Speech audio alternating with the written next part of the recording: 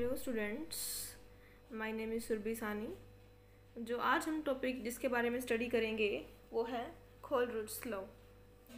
कोलरिड्ज law, the law of independent migration of ions, और हम इसकी एप्लीकेशंस के बारे में भी डिस्कस करेंगे। तो व्हाट इज़ कोलरिड्ज लॉ? देखिए, Kohlrausch study the molar conductance at infinite dilution. What is molar conductance? That is lambda m, and molar conductance at infinite dilution is lambda m naught for strong electrolytes. तो जब उसने strong electrolytes के case में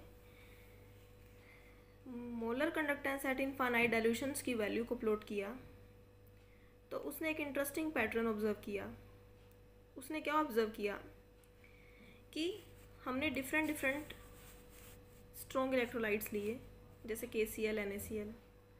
इसकी भी lambda M note की value निकाल ली और इसकी भी लैम्डा एम नोट की वैल्यू निकाल ली। फिर इन दोनों का डिफरेंस ले लिया, उसकी वैल्यू आई है, ठीक है। ऐसे ही हमने ले लिया KBr और NaBr, ठीक है।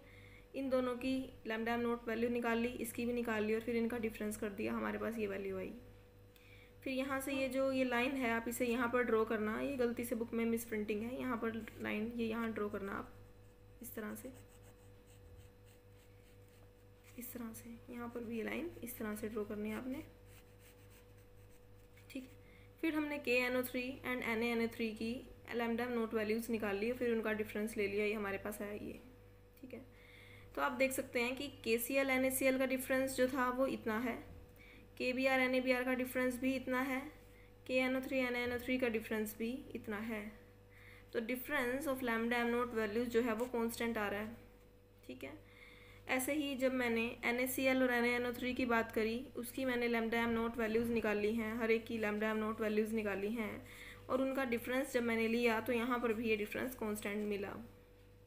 तो कोलरिड्ज ने इसके बारे में स्टडी किया तो क्या ऑब्जर्व किया? It is observed that the difference between molar conductance of K positive and Na positive is 23.4 irrespective of the anion। तो अगर मैं इसमें देखूँ KCl NaCl में K पॉजिटिव और Na पॉजिटिव, क्योंकि Cl तो सेम है ना यहाँ पे, तो इनका डिफरेंस क्या आ रहा है? इतना। यहाँ पर भी K है और Na है, ठीक है, वही डिफरेंस आया, और यहाँ पर भी K है और Na है, वही डिफरेंस आया। तो मतलब K और Na के लैम्डा एम नोट वैल्यू का जो डिफरेंस आ रहा है वो एनायन पर डिपेंड नहीं कर रहा। What ever may be the anion, may be Cl, may be Br, may be NO3। तो हम एनायन चाहे कोई भी ले लें, लेकिन हम अगर सिर्फ कैटायन पर कंसंट्रेट करें, ठीक है, तो कैटायन जो है वो K पॉजिटिव Na पॉजिटिव का डिफरेंस हमेशा 23.4 आ रहा है। ऐसे ही similarly the difference between the molar conductivities of Cl negative and NO3 negative is 4.9।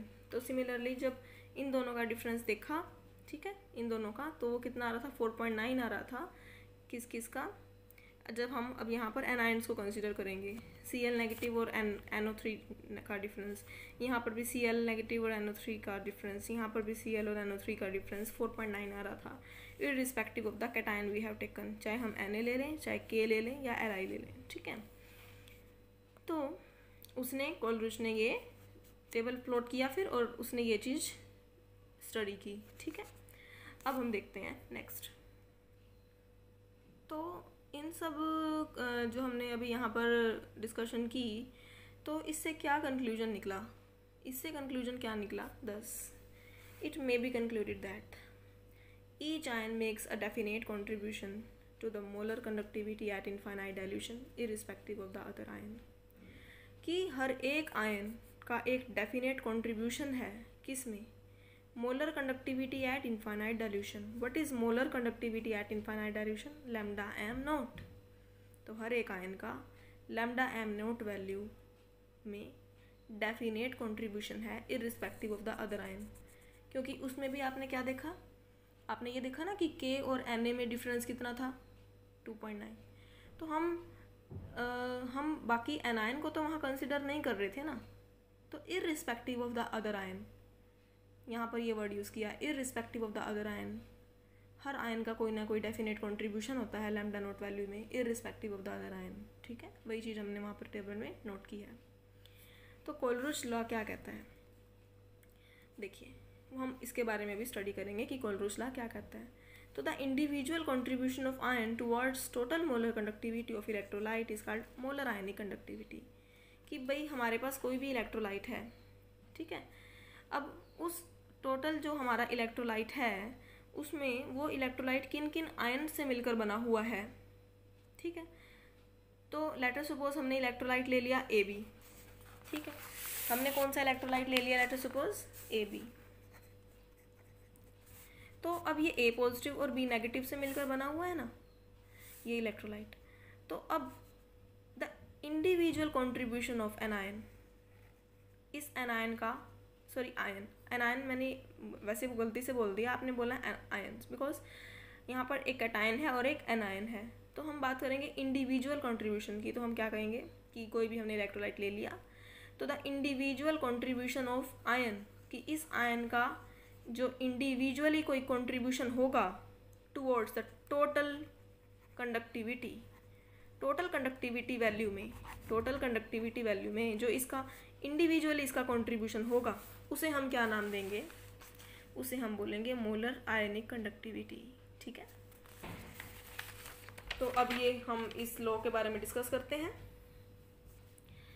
Eight infinite dilution, जब हम इनफाइनाइट डाइल्यूशन करते हैं तो इलेक्ट्रोलाइट जो होता है वो कम्प्लीटली डिसोसिएट हो जाता है। आपको पता ही होगा जब हम इनफाइनाइट डाइल्यूशन करते हैं, in case of weak electrolytes, जो इलेक्ट्रोलाइट्स वीक होते हैं उनके केस में इनफाइनाइट डाइल्यूशन पे इलेक्ट्रोलाइट कम्प्लीटली डिसोसिएट हो जाते हैं।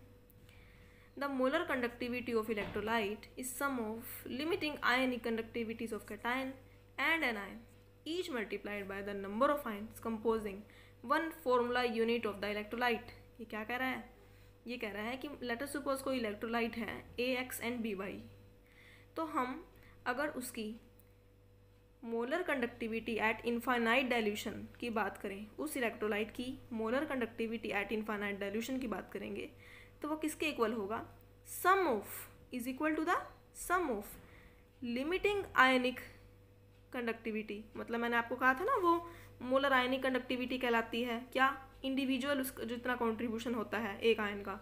तो अगर मान लो मैं इस A का इंडिविजुअल कॉन्ट्रीब्यूशन मानूँ, A पॉजिटिव का जितना इंडिविजुअल कॉन्ट्रीब्यूशन मानूँ, तो उसके और B नेगेटिव का इंडिविजुअल कॉन्ट्रीब्यूशन जितना होगा उसके इक्वल होगी क्या, टोटल। अब ईच मल्टीप्लाइड बाय, अब हमने इसको मल्टीप्लाई भी तो किया है X से और इसको मल्टीप्लाई किया है हमने Y से। तो जो वन फॉर्मूला यूनिट में कितने नंबर ऑफ आयन्स उस चीज़ के प्रेजेंट हैं, जैसे X प्रेजेंट है किसके, A के, एंड Y प्रेजेंट है किसके, है ना, तो उससे हम उसको मल्टीप्लाई भी करेंगे। तो ये स्टेटमेंट जो है ये किसने दी थी, कोलरिच ने। तो इसी को हम क्या कहते हैं, Kohlrausch law, where X and Y represent number of positive and negative ions furnished by one formula, कि इस वन फॉर्मूला में कितने नंबर ऑफ हमारे A हैं और कितने नंबर ऑफ हमारे नेगेटिव आयन्स हैं इन वन फॉर्मूला यूनिट, वो हमारे X एंड Y हैं, ठीक है। तो delta M note AX BY क्या है, लिमिटिंग मोलर कंडक्टिविटी, क्योंकि भाई देखो molar conductivity at infinite dilution को ही हम लिमिटिंग मोलर कंडक्टिविटी कहते हैं, क्योंकि इनफाइनाइट डाइल्यूशन को हम लिमिटिंग वैल्यू बोल देते हैं क्योंकि इस वैल्यू पर डिसोसिएशन कंप्लीट हो जाता है। तो this is the limiting molar conductivity of electrolyte and this are the limiting molar conductivities of cation, या फिर मोलर आयनिक कंडक्टिविटी भी कह सकते हैं, and anion respectively. For example for NaCl, अगर मैं NaCl की बात करूं तो किसके इक्वल हो जाएगा, lambda M nought NaCl is equal to lambda nought Na positive and lambda nought Cl negative. अब यहाँ पर Na के कितने आयन हैं, Cl के कितने आयन हैं, 1 1 है, तो हम इसको आगे 1 1 से मल्टीप्लाई कर देंगे। अगर मैं बात करूँ लैम्डा M नोट KNO3 की, तो lambda nought K positive plus lambda nought NO3 negative. और अगर मैं बात करूँ MgCl2 की, तो lambda nought MgCl2 is equal to lambda nought Mg2 positive and lambda nought Cl negative. अब देखिए यहाँ पर Mg के कितने आयन हैं, Mg के कितने हैं 1 नीचे, Cl के कितने हैं 2, तो हम इसको उससे मल्टीप्लाई करेंगे ना, तो Mg को किससे मल्टीप्लाई किया है हमने आगे 1 से, और Cl के आगे कितने दिख रहे हैं आपको बच्चे 2, तो इसको हम किससे मल्टीप्लाई करेंगे 2 से, ठीक है। अगर मैं बात करूँ Al2SO4 3 की, तो अगर इसकी लैम्डा एम नोट वैल्यूज़ को हम कंसिडर करें तो यहाँ पर देखिए, यहाँ पर हमने Al2SO4 3 लिया है, lambda note Al3 positive plus lambda note SO4 2 negative, और इसको हमने मल्टीप्लाई कर दिया है आगे 2 से, क्योंकि Al के कितने हैं 2 और SO4 के कितने हैं बच्चे 3 से मल्टीप्लाई कर देंगे, ओके। नेक्स्ट है हमारी इलस्ट्रेशन। अब हम बात करेंगे इलस्ट्रेशन के बारे में, क्या दे रखा है यहाँ पर देखिए। लेट अस सपोज मेरे पास एक सोल्ट है, एसिटिक एसिड, सोल्ट नहीं एसिड है, acetic acid, that is weak acid, you know very well. तो मेरे पास एक एसिटिक एसिड है और मुझे इसकी लैम्डा एम नोट वैल्यूज़ को निकालना है, बट लैब में मेरे पास जो जो चीज़ें अवेलेबल हैं वो सिर्फ हैं CH3COONA, HCl and NaCl। Lab में मेरे पास ये 3 केमिकल्स अवेलेबल हैं at the particular moment of time, but I have to calculate lambda M nought value of acetic acid. तो मैं क्या करूँ बताओ? तो अब मैं इन्हीं को यूज़ करूँगी और इसकी लैम्डा एम नोट वैल्यू को कैलकुलेट करूँगी। कैसे? CH3COONA, हम इसे किस तरह से डिसोसिएट कर सकते हैं कि lambda M nought Na positive plus lambda nought of CH3CO negative, Kohlrausch law के अकॉर्डिंग इसे मैंने तोड़ दिया, प्लस HCl का कैसे होगा? Lambda nought H positive plus lambda nought Cl negative. NaCl का कैसे होगा? Lambda nought Na positive lambda nought Cl negative. यहाँ पर बच्चे माइनस था तो Na के आगे भी माइनस आ जाएगा और Cl के आगे भी माइनस आ जाएगा। अब यहाँ सारे 1 1 मोल्स थे, CH3COO Na जो है, आगे हम मल्टीप्लाई भी करते हैं ना, कंप्राइजिंग द किससे मल्टीप्लाई करते हैं बच्चे हम? Number of ions composing 1 formula unit of electrolyte. तो यहाँ पर वो 1 1 वैल्यू है, इसलिए आगे 1 1 से मल्टीप्लाई किया हुआ है। तो दैट इज इक्वल टू, देखिए यहाँ पर ये वाली वैल्यू जो है पॉजिटिव है और सेम ऐसे ही हमें नेगेटिव दिखाई दे रही है, तो ये कैंसिल हो जाएगी। सिमिलरली यहाँ पर Na की जो ये वैल्यू नेगेटिव में है, यहाँ पर वही वैल्यू पॉजिटिव में है, तो ये कैंसिल हो जाएगी। जो जो रह गया वो हमने लिख दिया। अब हम इसे ऐसे भी तो लिख सकते हैं, लैम्डा एम नोट CH3COOH। तो अब हमारे पास इस एसिड की आ जाएगी ना वो लैम्डा एम नोट वैल्यूज़, ठीक है। तो जब हमें इन दोनों की वैल्यूज़ पता होगी, हम यहाँ पर पुट कर देंगे, तो हमारी वैल्यूज़ किसकी आ जाएगी? Lambda M note of CH3COOH की, ओके। लेकिन अगर मैं इक्विवेलेंट कंडक्टेंस की बात करूँ तो देन कोलरोच लॉ में बी स्टेटेड एज, वो बात की थी हमने मोलर कंडक्टेंस की, तो उसके अकॉर्डिंग मैंने कोलरोच लॉ को स्टेट किया था। और अगर मैं बात करूँ इक्विवेलेंट कंडक्टेंस की, तो उसके अकॉर्डिंग कोलरोच लॉ को कैसे स्टेट करते हैं? देखिए, the equivalent conductance of electrolyte at infinite dilution is equal to sum of the equivalent conductance of cation and anion. That is, ये है equivalent conductance of electrolyte at infinite dilution, और ये है equivalent conductance of cation plus equivalent conductance of anion, okay, where lambda naught positive is ionic conductance of cation and lambda naught negative is ionic conductance of anion at infinite dilution, okay, this is in accordance with Kohlrausch law। अब equivalent conductance और molar conductance में relation क्या होता है भाई? देखिए ये relation होता है कि lambda equivalent is equal to lambda m upon xz positive, lambda equivalent in case of anion that will be lambda m upon yz negative, where x and y are the number of cations and anion respectively present in one formula unit of electrolyte। वही चीज़ है जो x and y मैंने आपको पहले बताया था, यहाँ पर भी वही है, but z positive and z positive क्या है? ये चीज़ नहीं दिख रही आपको, यू नो। तो यहाँ पर Z पॉजिटिव क्या है? Charge of cation, and Z negative क्या है? Charge on the anion respectively, okay. तो कोलरुच लॉ को हम एक नया नाम भी दे सकते हैं, हम इसे नाम देंगे law of independent migration of ions.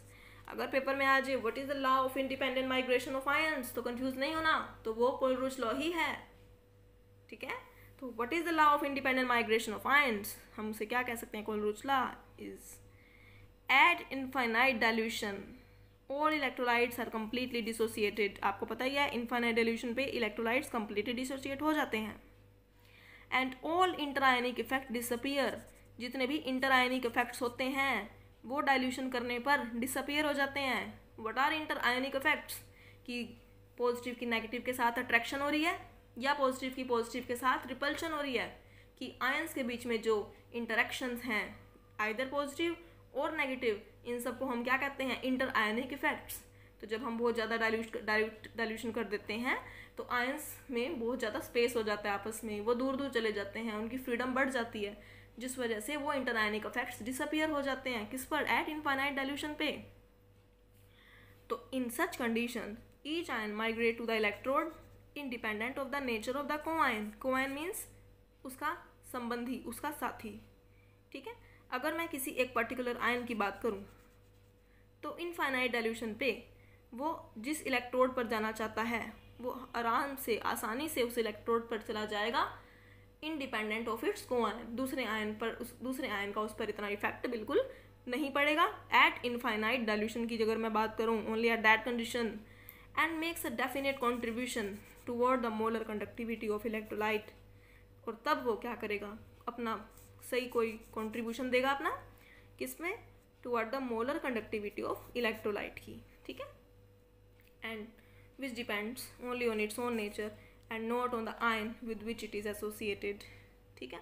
तो उस टाइम पर वो जो पूरे इलेक्ट्रोलाइट की मोलर कंडक्टिविटी है उसमें अपना सही कंट्रीब्यूशन देगा और इंडिपेंडेंट अपना सही कंट्रीब्यूशन देगा, और वो दूसरे जो उसका कोआयन है उस पर डिपेंड नहीं करेगा उसका कंट्रीब्यूशन, वो अपना उसका एक कोई ना कोई अलग उसका कंट्रीब्यूशन होगा, ठीक है। तो अब हम बात करेंगे एप्लीकेशंस ऑफ कंडक्टेंस मेजरमेंट या फिर एप्लीकेशंस ऑफ कोलब्रुच लॉ, ओके। फर्स्ट इसकी एप्लीकेशन जो है वो क्या है, degree of dissociation of weak electrolyte. देखिए, Arrhenius theory assumes that in case of weak electrolytes, the increase in equivalent conductance on dilution is due to increase in the degree of dissociation of electrolyte। क्या कह रहा है, कह रहा है अगर मैं एक वीक इलेक्ट्रोलाइट की बात करूँ ना, तो उस वीक इलेक्ट्रोलाइट के केस में increase of equivalent conductance, weak electrolyte के केस में कंडक्टेंस बढ़ जाती है विद डाइल्यूशन। आपको पता ही है वीक इलेक्ट्रोलाइट के केस में क्या होता है, जब मैं बहुत ज़्यादा डाइल्यूशन कर देती हूँ तो उससे कंडक्टेंस बढ़ जाती है। क्यों, क्योंकि नंबर ऑफ आयंस या फिर डिग्री ऑफ डिसोसिएशन बढ़ जाता है ना, ये तो आप लोग जानते ही हो। It is evident that when limiting value of equivalent conductance is approached the degree of dissociation is unity. भाई देखो, डिग्री ऑफ डिसोसिएशन को अगर मैं यूनिटी कह दूँ तो दैट मीन्स उसकी मैक्सिमम वैल्यू ही है ये, ठीक है। आप याद रखना, अगर डिग्री ऑफ डिसोसिएशन यूनिटी है तो वो उसकी मैक्सिमम वैल्यू है, उससे ज़्यादा वो डिसोसिएट नहीं हो सकता। तो जब it is evident that when limiting value of equivalent conductance is approached, कि जब इक्विवेलेंट कंडक्टेंस की लिमिटिंग वैल्यू आ जाएगी, मतलब मैक्सिमम कंडक्टेंस, इक्विवेलेंट कंडक्टेंस की लिमिटिंग वैल्यू का क्या मीनिंग है, मैक्सिमम कंडक्टेंस हो रही है। तो जब मैक्सिमम कंडक्टेंस हो रही है इसका मतलब उस पॉइंट पर at that moment when we observe the maximum conductance, degree of dissociation complete हो चुकी है। इसका मतलब डिग्री ऑफ डिसोसिएशन जब यूनिटी हो जाएगी, जब इलेक्ट्रोलाइट्स कंप्लीटली डिसोसिएट हो चुका होगा, उस पॉइंट पर कंडक्टेंस मैक्सिमम होगी, ठीक है, या फिर लिमिटिंग वैल्यू होगी। तो एक रिलेशन है डिग्री ऑफ डिसोसिएशन में। तो डिग्री ऑफ डिसोसिएशन का रिलेशन क्या है, lambda alpha is equal to lambda c by lambda naught, where lambda c is equivalent conductance at any concentration, कि equivalent conductance की वैल्यू किसी भी concentration पर, ठीक है। लेकिन lambda naught क्या है, equivalent conductance की वैल्यू infinite dilution पर। It may be noted that above relation holds only for weak electrolytes, कि जो ये रिलेशन है ये वीक इलेक्ट्रोलाइट्स के केस में ही एप्लीकेबल होगा। स्ट्रॉन्ग इलेक्ट्रोलाइट्स के केस में तो अगर मुझे लैम्डा नोट वैल्यू निकालनी है तो मैं कोलब्रुच लॉ के बेसिस पे निकालूंगी, ठीक है। आपको समझ आ गया। अब जो इसकी नेक्स्ट एप्लीकेशन है वो है dissociation constant of weak acid, के ए क्या है, डिसोसिएशन कांस्टेंट। तो देखिए, लेट अस सपोज मेरे पास एसिड है, वीक एसिड है HA, तो वो किस तरह से डिसोसिएट होगा, H पॉजिटिव और A नेगेटिव की फॉर्म में। Late us suppose initial concentration जो है HA की क्या है, C। तो इनिशियली जब HA की कंसंट्रेशन C थी, जब ये डिसोसिएट नहीं हुआ था, तब H पॉजिटिव की कंसंट्रेशन 0 है और A नेगेटिव की कंसंट्रेशन 0 है, क्योंकि ये डिसोसिएट ही नहीं हुआ अब तक तो। लेकिन जब वो डिसोसिएट होना शुरू हो जाएगा तो हम बात करेंगे इक्विलिब्रियम पर क्या कंडीशन होगी। तो एट इक्विलिब्रियम पर क्या कंसंट्रेशन होगी। Late us suppose C alpha dissociate हो चुके हैं। अल्फा क्या है, डिग्री ऑफ डिसोसिएशन, आप लोग जानते ही हो अल्फा क्या होता है, डिग्री ऑफ डिसोसिएशन। तो late us suppose at equilibrium C alpha जो है वो डिसोसिएट हो चुके हैं। तो C में से मैं क्या माइनस करूँगी, कितनी कंसंट्रेशन रह जाएगी HA की। तब देखिए पहले तो C थी, लेकिन इक्विलिब्रियम पर कितने जो हैं डिसोसिएट हो चुके हैं, ठीक है ना। इनिशियली कंसंट्रेशन C थी, लेकिन इक्विलिब्रियम पर कितने डिसोसिएट हो चुके हैं, C अल्फा। तो C अल्फा इस C में से तो माइनस होंगे ना, C में से क्या माइनस हो जाएगा, C अल्फा, क्योंकि वो चीज़ अब ख़त्म हो चुकी है इस कंसंट्रेशन में से। अब कंसंट्रेशन कितनी रहेगी, C माइनस C अल्फा। तो अब ये चीज़ इसमें से ख़त्म हो गया, तो वो बनी है ना, अब बनी कितनी है, C अल्फा ही हमारी H पॉजिटिव की कंसंट्रेशन हो जाएगी और C अल्फा ही हमारी A नेगेटिव की कंसंट्रेशन हो जाएगी, ठीक है। तो अगर मैं डिसोसिएशन कांस्टेंट की बात करूंगी तो वो किसके इक्वल हो जाएगा, प्रोडक्ट की कंसंट्रेशन डिवाइडेड बाय रिएक्टेंट की कंसंट्रेशन। प्रोडक्ट क्या है, H positive and A negative की कंसंट्रेशन डिवाइडेड बाय रिएक्टेंट की कंसंट्रेशन। तो इक्विलिब्रियम वैल्यू पर क्या थी कंसंट्रेशन H पॉजिटिव की, C अल्फा, A नेगेटिव क्या थी, C अल्फा, HA की क्या थी, C माइनस C अल्फा। अब C माइनस C अल्फा में से जब मैं C कॉमन ले लूँ तो वो क्या हो जाएगा, C1 माइनस अल्फा, ठीक है। तो ये क्या हो जाएगा, C से C कैंसिल, यहाँ क्या रह जाएगा, C alpha square upon 1 minus alpha, ठीक है। The value of alpha can be calculated from equivalent conductance. Alpha is equal to lambda C by lambda naught. Alpha is equal to, यहाँ पर alpha है, alpha is equal to lambda C by lambda naught, ठीक है। तो ये relation मैंने आपको पहले बताया था। अल्फा की वैल्यू इस रिलेशन से हम निकाल कर यहाँ पर पुट कर देंगे तो हम किसकी वैल्यू निकाल सकते हैं। अगर हमें कंसंट्रेशन की वैल्यू भी नोन है और अल्फा की वैल्यू हम इस रिलेशन से निकाल लेंगे तो हम Ka की वैल्यू आसानी से निकाल सकते हैं। अब जो थर्ड इसकी एप्लीकेशन है वो है solubility of sparingly soluble salt.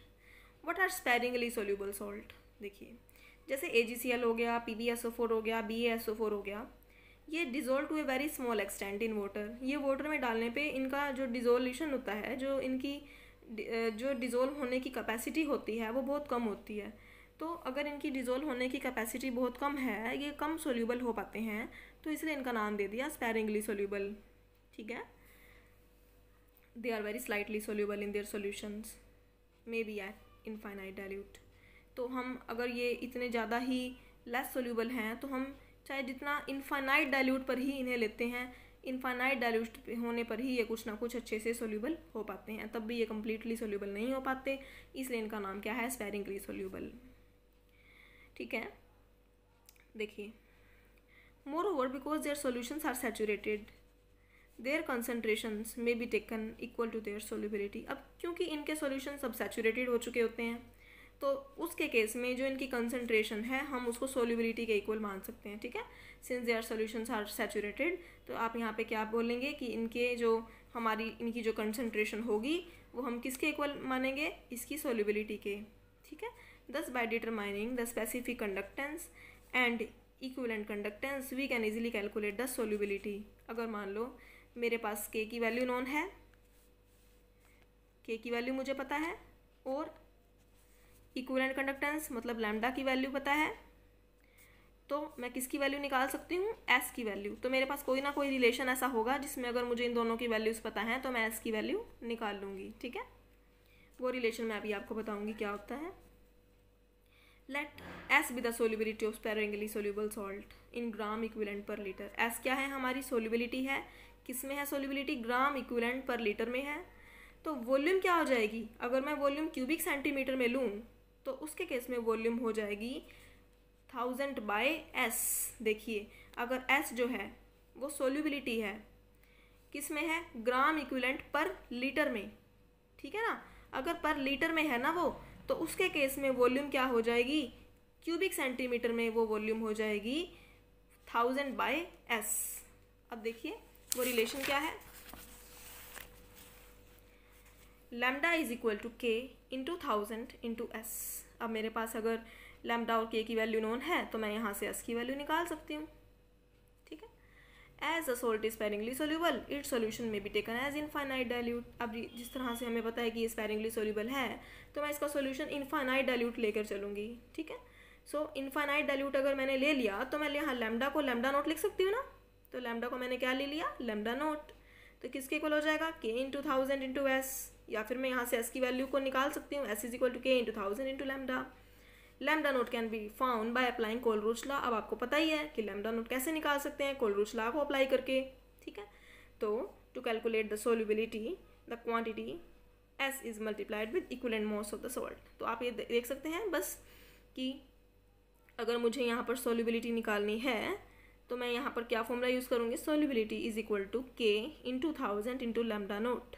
ये फॉर्मूला आपने याद रखना है, इस फॉर्मूले में के बेसिस पे न्यूमेरिकल्स पेपर में आ सकते हैं, तो आप ये फॉर्मूला माइंड में रखेंगे, ठीक है। देखिए तो एक चीज़ आपने यहाँ पर और ध्यान देनी है कि अगर मान लो मैंने सोल्यूबिलिटी ग्राम पर लीटर में निकालनी है ना, अगर वो कह दे कैलकुलेट द सोल्यूबिलिटी इन ग्राम पर लीटर, तो मैं इस तरह से ये निकाल लूँगी पहले तो, ठीक है। उसके बाद जो हमारी एस की वैल्यू आ जाएगी ना, उस एस की वैल्यू को मैं मल्टीप्लाई कर दूंगी, पहले इस तरह से निकालना है सेम प्रोसीजर। फिर जो मेरी एस की वैल्यू आ जाएगी उस एस की वैल्यू को मैं इक्विवेलेंट मास ऑफ सॉल्ट से मल्टीप्लाई करूंगी, कि कोई भी सॉल्ट है जिसकी सोल्यूबिलिटी निकालनी है तो उसका जो इक्विवेलेंट मास होगा ना, जैसे लेटर सपोज AgBr है, वो हमने सॉल्ट ले लिया है, तो AgBr का सबसे पहले मुझे इक्विवेलेंट मास निकालना है। वो कैसे निकालेंगे, मोलर मास ऑफ AgBr है ना, मोलर मास ऑफ AgBr क्या हो जाएगा, Ag का होता है 107.8 और Br का क्या होता है मास 80, इन दोनों को मैं ऐड कर दूंगी, AgBr का मोलर मास आ जाएगा, वही उसका इक्विवेलेंट मास होगा। तो उससे इस सोल्यूबिलिटी की वैल्यू को मुझे मल्टीप्लाई करना होगा, अगर वो ये कहे कि सोल्यूबिलिटी किस में निकालनी है, ग्राम पर लीटर में, ठीक है। अब देखिए जो फोर्थ इसकी एप्लीकेशन है वो determination of solubility product of sparingly soluble salt है। देखिए अगर मान लो मैंने कोई भी एक स्पेरिंगली सोल्यूबल सॉल्ट ले लिया AB, और अगर मैं इससे स्पेरिंगली सोल्यूबल सॉल्ट कह रही हूँ तो इसका मतलब ये बहुत लेस सोल्यूबल है, ठीक है। तो अगर मैं बात करूँ इक्विलिब्रियम पर जब ये डिसोसिएट होगा तो AB किस में डिसोसिएट होगा, A positive and B negative के केस में। और KC जो है यहाँ पर, अगर मैं KC यहाँ पर बात करूँ KC की इक्विलिब्रियम पर, तो वो क्या हो जाएगा, प्रोडक्ट की कंसंट्रेशन अपॉन रिएक्टेंट की कंसंट्रेशन, ठीक है। प्रोडक्ट क्या है, A पॉजिटिव की कंसंट्रेशन B नेगेटिव की कंसंट्रेशन डिवाइडेड बाय AB की कंसंट्रेशन, ठीक है। तो अब देखिए यहाँ पर since the molar conductance of solid is taken to be constant, say कि ये जो AB सॉलिड है हमारा, ये वाला AB जो कि सॉलिड है, इसकी जो मोलर कंसंट्रेशन होगी वो मैं कांस्टेंट मान के चलूँगी ना, कि इसकी कंसंट्रेशन, मोलर कंसंट्रेशन इसकी क्या है, कांस्टेंट। तो उस कांस्टेंट को मैंने क्या मान लिया, K, तो इसकी जगह पर मैं क्या लिख दूँगी, K। तो अब यहाँ पर KC इंटू K क्या आ जाएगा, A positive into B negative, और KC इंटू K को मैंने क्या नाम दे दिया, KSP। तो ठीक है, where KC into K is equal to KSP, और KSP क्या है, solubility product, and is equal to the product of ionic concentration for a constant solution. तो ये किसके इक्वल हो जाएगा, आयनिक कंसंट्रेशन के क्या, solubility product KSP। For any sparingly soluble salt AX/BY, late us suppose मेरे पास एक स्पेरिंगली सोल्यूबल सॉल्ट है, वो क्या है AX and BY, which dissociate to set up the equilibrium. तो वो किस तरह से डिसोसिएट हो गया इक्विलिब्रियम पर, AX/BY हम इस तरह से लिखेंगे, X A Y positive plus Y B X negative.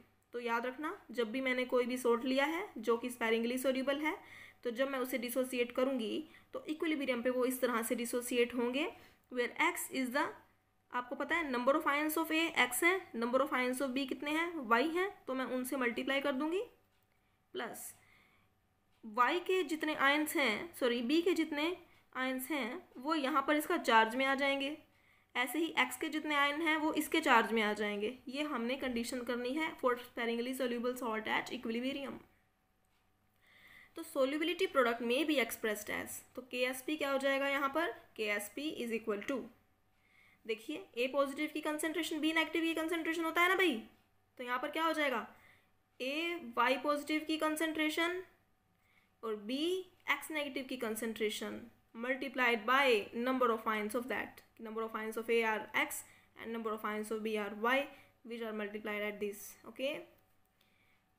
Multiply नहीं पावर में, ठीक है। If S represent the concentration और solubility of the sparingly soluble salt, अगर S जो है वो मैं सोल्यूबिलिटी लूँ या फिर मैं उसे कंसेंट्रेशन मानूँ, if S represent the concentration या फिर solubility of the sparingly soluble salt AX BY, then from the above equilibrium we have, देखिए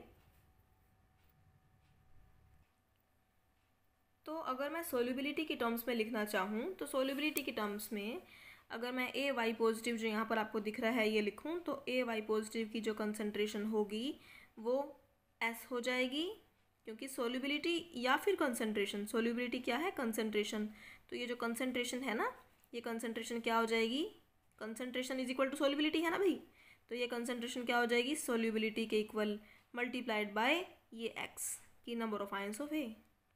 ऐसे ही B X नेगेटिव जो है वो किसके इक्वल हो जाएगी, कंसेंट्रेशन सोल्यूबिलिटी के मल्टीप्लाइड बाय Y की number of moles, number of ions of Y कितने हैं, ठीक है।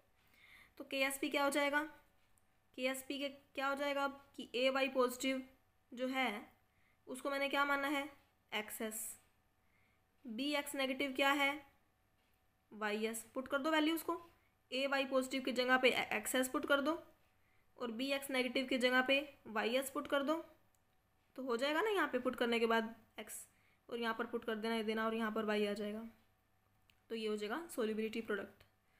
एग्जाम्पल देखो, for calcium phosphate CA3PO4 whole twice है।